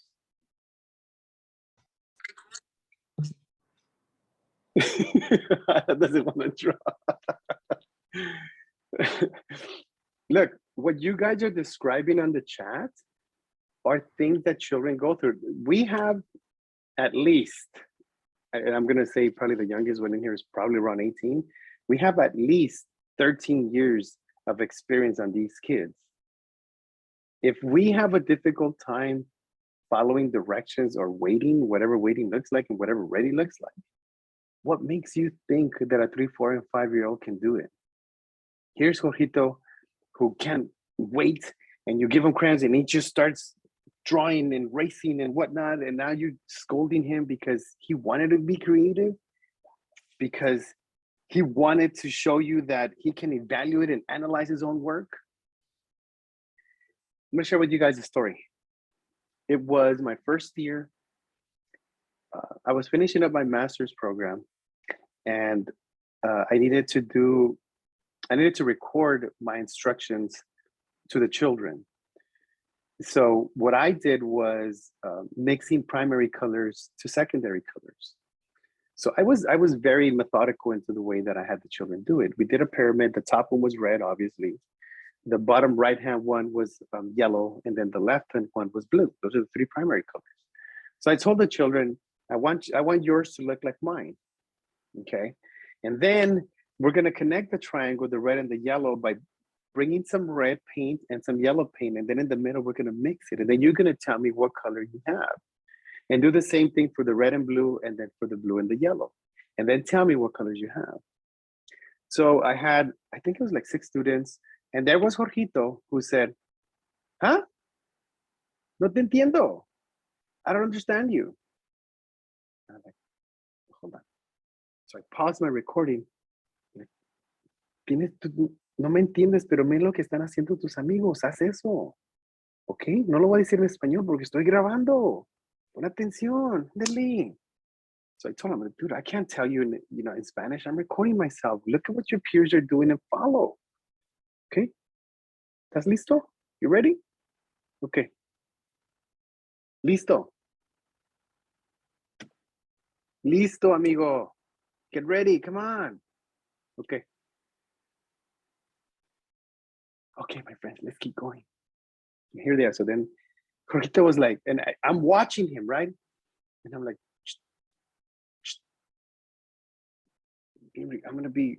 my professor's gonna see that, dude. He starts mixing it up. He mixes it up. And I'm like, oh my gosh. The other 5 students did exactly what I told them to do. Teacher, I got yellow and red made orange. Oh, I got green, I got purple. Okay, when you guys are done, just tell me you're done. And then I'm gonna tell you to take your paper and then you guys can go, okay? Teacher, I'm done. Oh, you're done. Oh, that looks fantastic. Go put it in the drying rack, wash your hands, and then you go make a free choice. And there's Jorgito. I'm like, dude. Well, that was my recording. Hope you guys enjoyed it. ¿Qué estás haciendo? What are you doing? And he's like,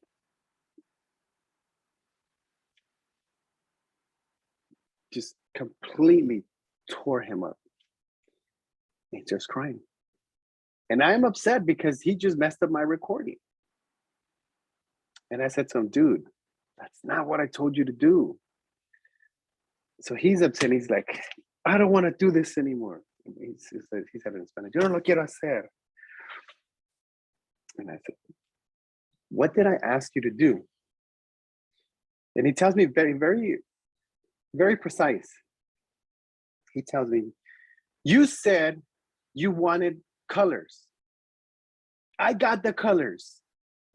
There's green, there's orange, there's purple. I said, oh my gosh, what happened to my DAP? What happened to differentiated instruction? What happened to my philosophy of letting the child take initiative in their work? What happened to using my curriculum, my prescribed curriculum, as a tool to help them acquire new knowledge? Now, the other 5 look very pretty. They look cute because they all look the same. If they don't have their name in the front, I would not know who's who, but I'd recognize Jorgito a mile away. He was creative. He was able to evaluate his work, and he was able to analyze, because when I asked him, well, how did you get orange? It's right here, the red and the yellow, and then I mixed it up. That's how I got orange. Oh my gosh, Jorgito humbled me so much. I shared the story with Jorgito's mom, and I asked them to keep the drawing. I have the drawing put away. I should have brought it out to share with you guys. And to me, I made a promise to myself that I would never, ever, under any circumstances, follow anyone's directions into how children should be learning, especially if they don't know my population, especially if their way of instruction has nothing to do with my demographic.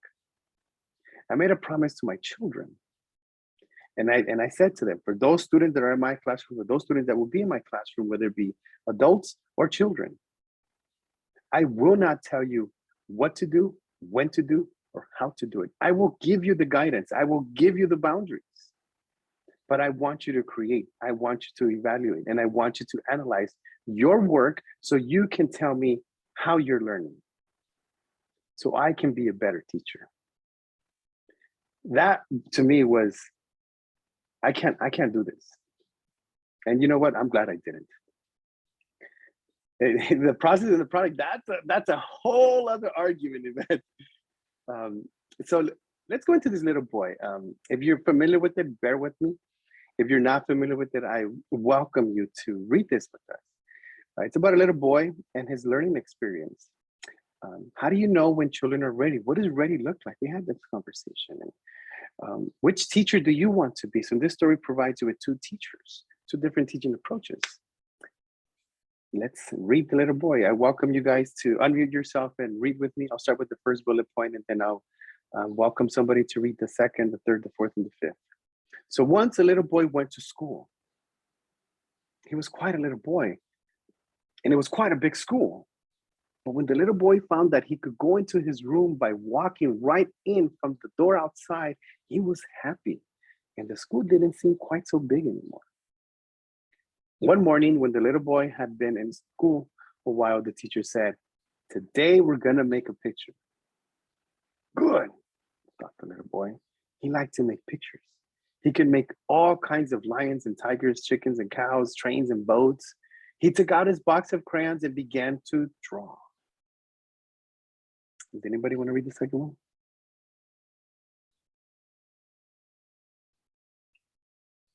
This is where you guys don't make eye contact, right? Thank you, Cynthia, go ahead. The second one, correct? Yes.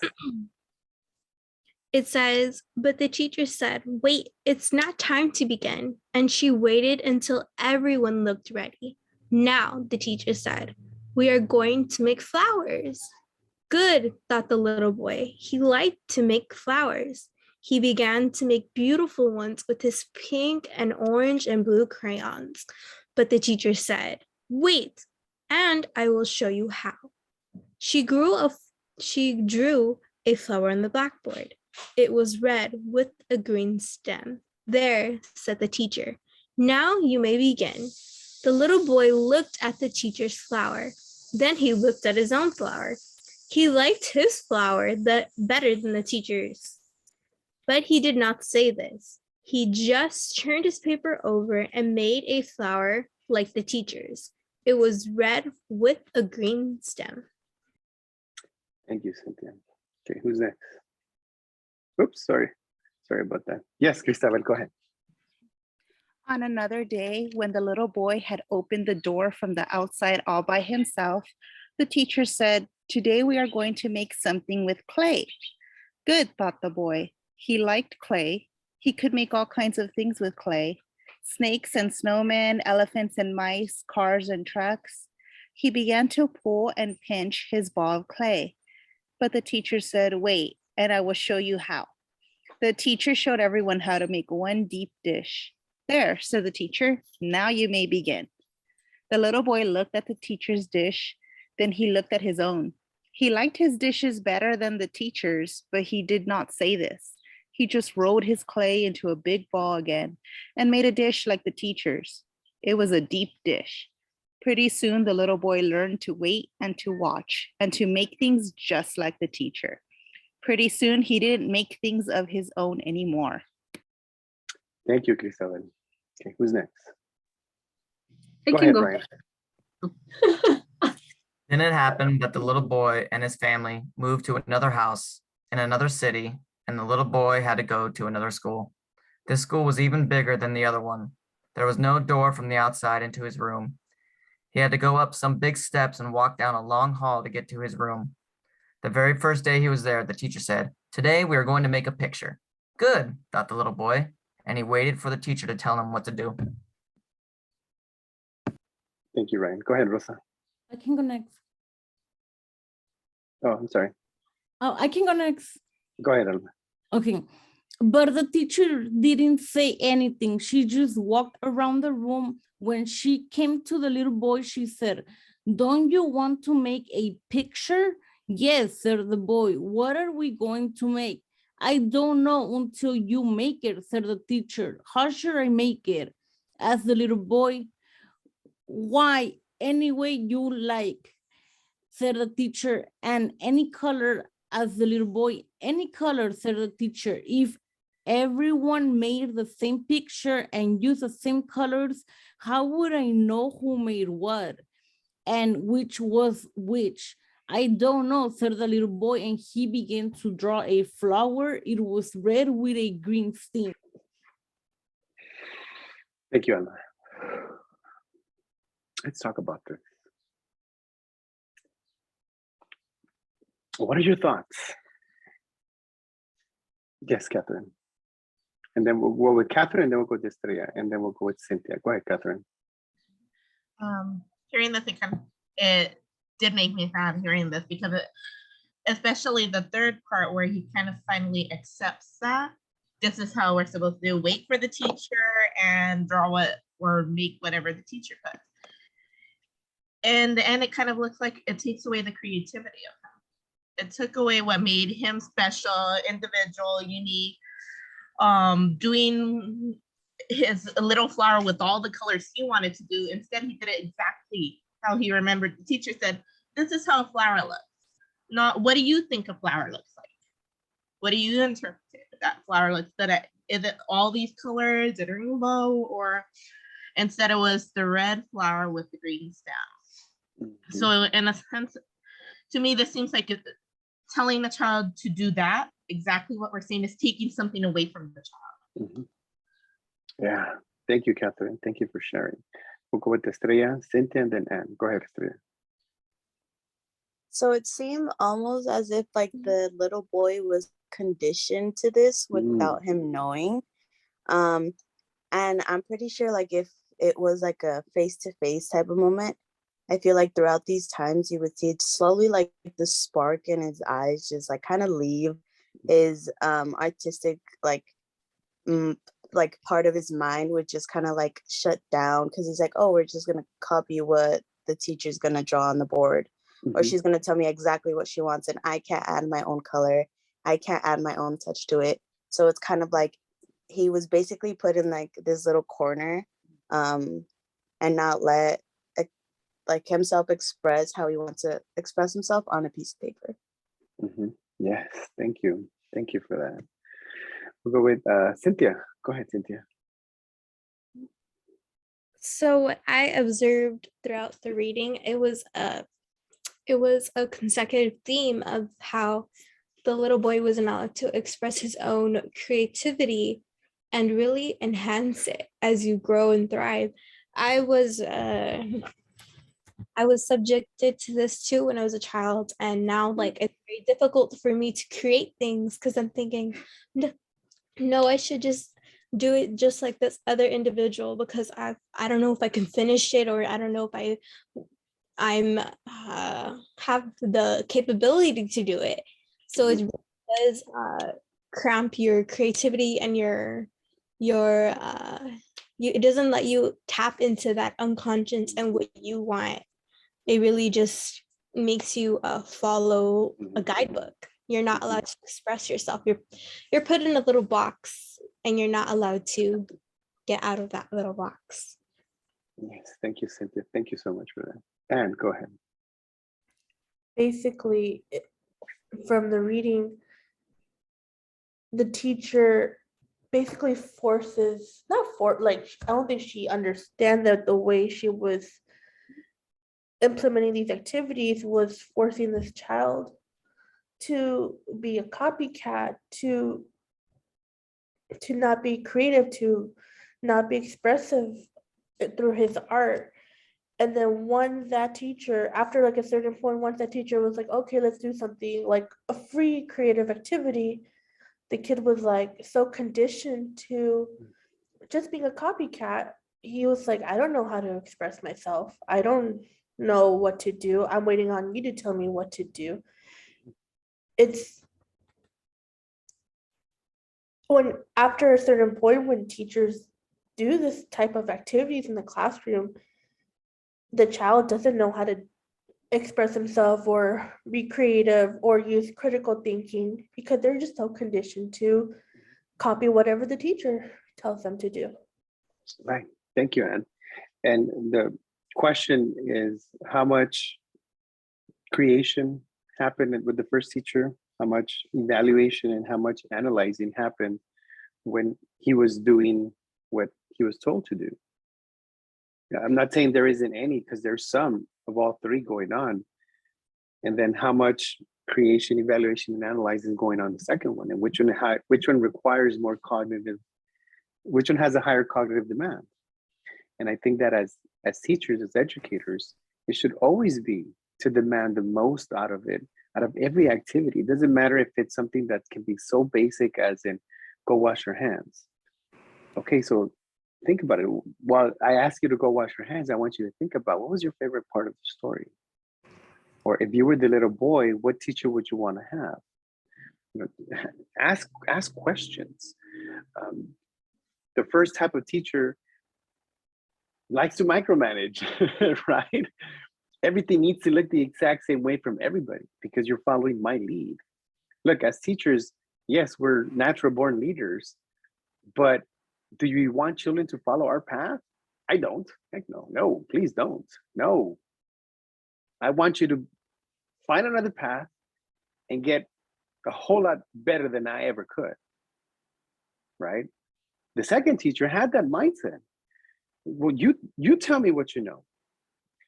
Through my experience in teaching young children, adults, it's always, teacher, I don't know how to do it. Professor, I don't know how to do it. What should I do? If I told you what to do, how to do it, when to do it, then everybody's work will look exactly the same. And those of you that have taken my class or are taking my class, I've told you that. Tell me what you know. As teachers, we want to build children to tell us what they know. We want children to be autonomous. We want them to make independent. We want them to make choices. We want them to learn how to make choices. We want them to question us. What teacher do you want to be like? The first teacher or the second teacher? Does your practices reflect the type of teacher that you want to be? This would be a good time for reflection. Right? And here's our final reflection. DAP really focuses on the children's ability, not a goal, not an outcome, not a final product, but the child's ability. Here's an analogy that I had this conversation with a department chair at a college that I don't work for, but we were having a conversation. The conversation was, if we're working with community college students, we need to get them ready for the next step, which is transfer, right? Same thing with preschool. They're going to transition onto kindergarten. So we need to get them ready for the next step. And I said to them, it's really unfair for us to expect students to write at a certain level when they haven't been exposed to it, when they don't feel good about their writing skills to begin with, let alone when they don't feel good about themselves. At a college, this was a conversation. And I said, this is the same problem that we're dealing with in the preschool classroom, in the preschool field, is that we're too focused in the final product. It needs to, I want that paper with that university seal on it and that dean's signature on it. That's going to validate what you do. No, because I can do that on Publisher, and I can make as many degrees as I want, right? There's people that don't have a paper that are very intelligent. Is it the process or is it the product? What do we want? The argument is always, we want the process. We want you to learn through that process. And not to say, well, I don't care how you get there, just get there. Everybody has a different path. And we need to understand that children need to go through a different path. DPA helps us understand that they all have a different path. And as teachers, we have the ability to find that path for them. I want you guys to, again, go back to your writing paper. I'm going to use my screen to show you this, okay? Let's do draw. We'll do this one. Okay, I'm going to draw something on my screen and I want you to tell me, what is it? What's this? Oops, where'd it go?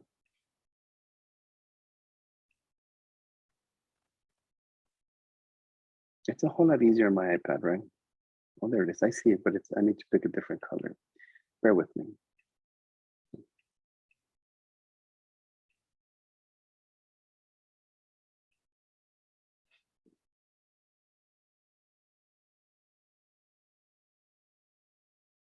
Here we go. Okay. Yeah, you know, I was changing the color. Okay, here we go. Sorry about that. Now, here we go. What's that?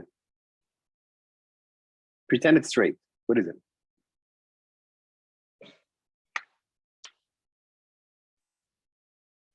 It's a line. A pink, pink line. I thought I chose red, but okay, it's pink. Peach. It's a line. What kind of line is it? A straw. Ooh, interesting. Straight? Yeah, pretend it's straight. There we go, Karina. Or it's a horizontal line, right? When it goes side to side, it's horizontal. Just think of the horizon. You see the sun in the horizon, it's side to side, right? So I'm gonna draw another line. Let me find my cursor. And then I want you to tell me what it is.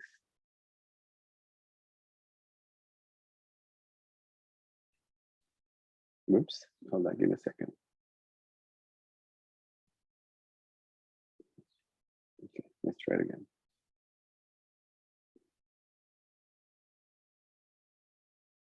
I lost my cursor.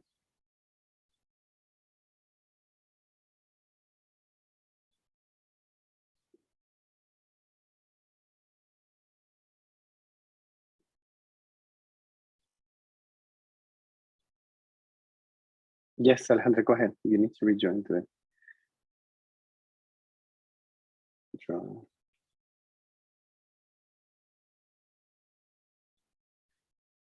Okay, I'm gonna stop sharing real quick because my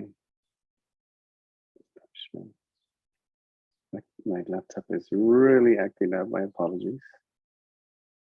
Okay, well, I can't do it there. Let's do it on my paper. Okay, so we have a horizontal line that goes side to side. And I want you to draw a vertical line. A vertical line is what goes up and down. Okay, so I want you to draw that.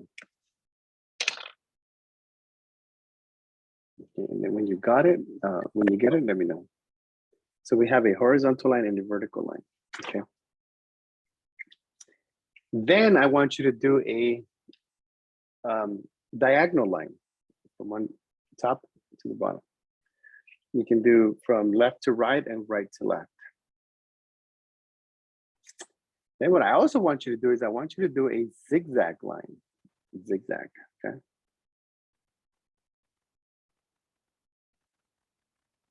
Got it. Okay, so then what I want you guys to do is I want you to do a circle.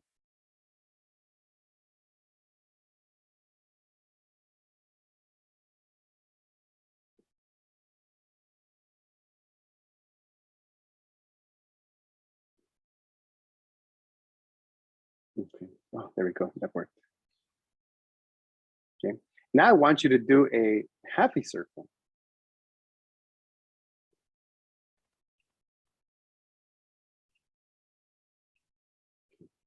So we have a horizontal, vertical, diagonal, diagonal, zigzag, circle, and half a circle.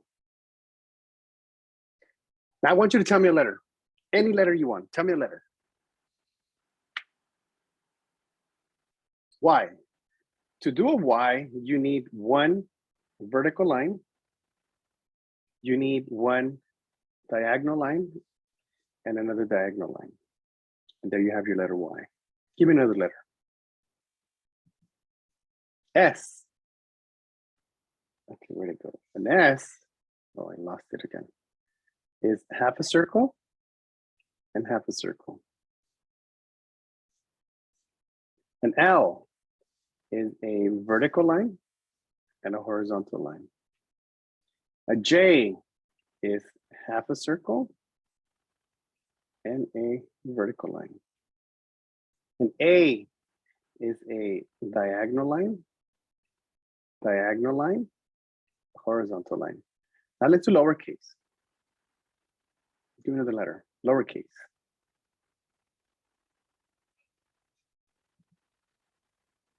C is half a circle.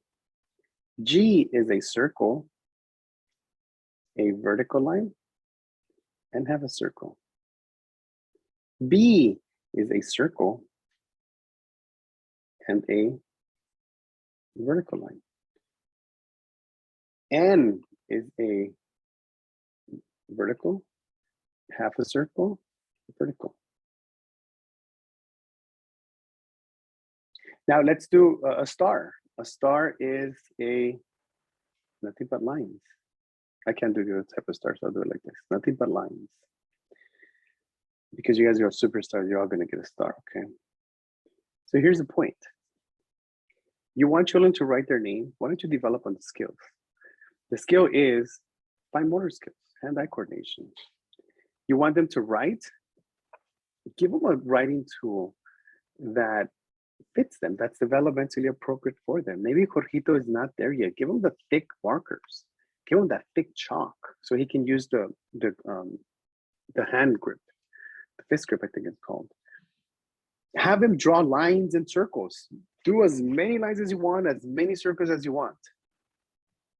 Then the next step, what we're gonna do is we're gonna put all these lines and all these circles together so you can see how every single letter, and you wanna do numbers, every single number, we'll do number 3, half a circle, half a circle. It kind of looks like the children's writing, right? We'll do number 2, half a circle, diagonal line, horizontal line. We'll do 8, circle, circle. And any number, any letter, any shape consists of lines or circles. Any version of a line, any version of a circle. I would much rather develop children doing lines and circles than having them trace things. Because again, think of the cognitive demand. So Jorgito, how many circles are in number 8? Versus, here's a yellow, just trace over it.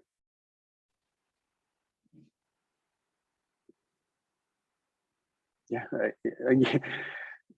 I hear you, Maria. It just reminded me of my Joy, my little one. And she doesn't start at the top when she's doing her letters. She starts anywhere, and it's a letter. And I say, look, she's not there yet. You know, she's a kindergarten. She's getting there. Give her that opportunity to continue to grow and to develop, and I guarantee you, she'll get there. I hope that this conversation of developmentally appropriate practices sticks with you for the rest of the morning, and reflect on your teaching practices. I don't know what your teaching practices are, but I can tell you you're doing a fantastic job because you want to talk about it, because you want to continue learning. Teaching is that profession that never ends, and it will never end. You guys will always be on demand. What I want you to think about, though, is how can you be that teacher that stands out in your school, in your district, in your state? What are the practices that you are doing that's research-based, as opposed to we've been doing this for the past X amount of years and we're going to continue doing it? But how is this developmentally appropriate for Jorgito, who has a language barrier, who has no interest in what we're doing, and we don't have an emotional bond with them? Children can learn. You can teach. From the bottom of my heart, I thank you very much for joining me this morning.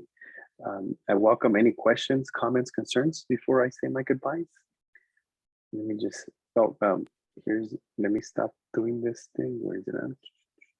Jorge, that was fantastic. I mean, wonderful, wonderful, wonderful work.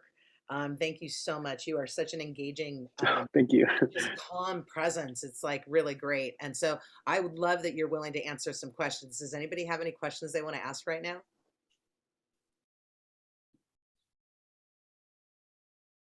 I love it. You already have people in the chat going, I'll see you at the next workshop today, which is great. We can all go have lunch and relax a little bit and then come back this afternoon if anybody's available for sure. But any questions for Jorge before we log off from this workshop? No, just commenting because I know they make us do your lesson plan. And for the teachers that are like haven't been in a classroom and you're like, oh my God, but I planned this and this, and it's always like it's never gonna happen because it depends on the kids' interest and the kids' mood. Maybe they're not into, you can tell, you know what? No, they're not gonna do flashcards or memorization. Let's just do something. Let's just see what we have. And okay, well, I see they're noticing the ends. Okay, let's go on the bugs then. Yeah, and like you said it best, it's based on the children's mood. And sometimes they'll want to do it, sometimes they won't. And you know what? That's okay. Be flexible. We talked about being flexible, right? But again, you're doing a fantastic job. Keep doing it. And you have my support. You have our support for you to continue to be successful.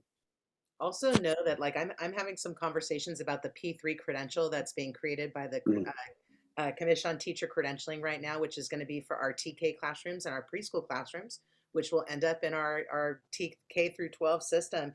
And here's the thing. Some of the things I'm asking for is like, okay, so what about constructivist curriculum? What about if kids come to us and you have a pacing guide, because in K-12 you have a pacing guide, then all of a sudden we have 3-year-olds and 4-year-olds. What if the 4-year-olds have a spider that day? And then suddenly the whole curriculum switches to the spider.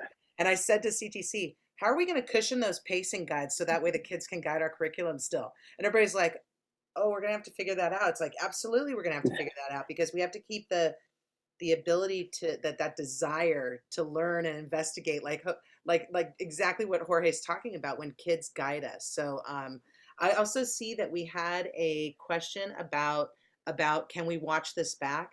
Give us what's going to happen is when the session wraps, Jorge will send me the recording probably later today or tomorrow or maybe Monday, depending on when it downloads and everything. And then it'll probably be Monday, maybe Tuesday, the latest that we get it up online, but we absolutely will have it up online for people who want to rewatch.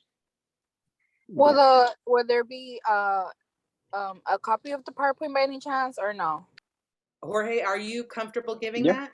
Yes, Okay, I'll email it to you and then you can we'll put it up on distribute the statewide site, and then just so everybody keeps track of that, I'll put the link in just a minute in the chat, and that's where we're keeping all the different workshops. We have a YouTube channel for Teach Los Angeles, but if you want the slide decks or any handouts, we have a website that we're putting everything onto. Trying to keep everything accessible for everybody as much as possible. Yeah. Well, thank you again, Renee. Thank you guys very much. I hope this was insightful. My email is on the chat. Please feel free to reach out. I wish you guys to have a blessed and safe weekend. Thank you guys again. Be safe. And we'll see some of you later today. Thank you so much, Jorge. Appreciate it so much. Everybody have a little rest and we'll see you soon. See you in class. We'll see you in the next one. See you guys in a bit. Have a good lunch, everybody. Thanks, Jorge. Appreciate it. Thank you, Renee. Appreciate you.